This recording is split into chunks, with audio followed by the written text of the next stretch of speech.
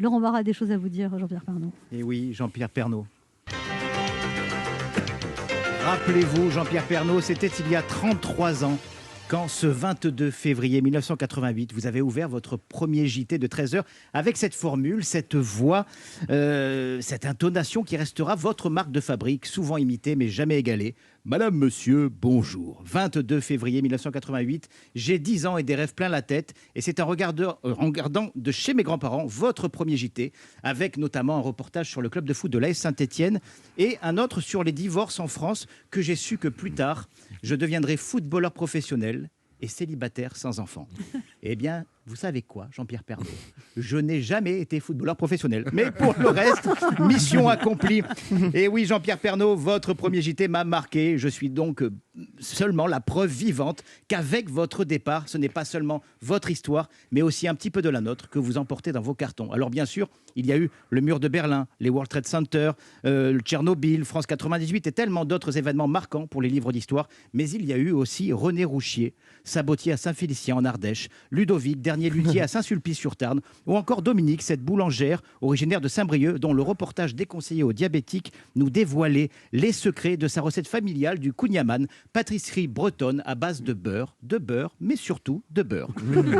Et oui, c'était ça la marque de fabrique, la signature de Jean-Pierre Pernaut, cultiver l'amour de nos régions en donnant la parole à celles et ceux que l'on ne voyait pas dans les médias, avec cette volonté d'offrir aux téléspectateurs un journal plus humain, plus proche des gens, un journal qui leur ressemblerait. Et ce fut le cas pendant 33 ans. 33 ans à la tête du journal de 13h, l'équivalent de 7000 déjeuners chez les Français.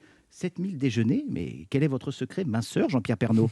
Plus qu'un journaliste, plus qu'un présentateur télé, vous étiez notre repère, toutes générations confondues, avec ce chaleureux « Madame, Monsieur, bonjour » que j'ai entendu tellement de fois quand j'étais enfant, quand j'étais ado puceau, quand j'étais bachelier dépucelé, à 20 ans, à 30 ans et même récemment à 40 ans. Bref, c'est en écrivant cette chronique que j'ai compris pourquoi, le jour de votre dernier JT, la France tout entière avait eu les yeux qui piquent et le nez qui coule. La tristesse et la nostalgie sont apparemment des virus bien plus contagieux que les variants anglais et brésiliens. Ciné, resto et maintenant Pernaut, c'était quand même sympa le monde d'avant, un monde rassurant. C'est peut-être ça qui nous manque le plus, votre voix chaude et rassurante pour nous dire que malgré notre peur d'éternuer en sud-africain, nous allions nous en sortir.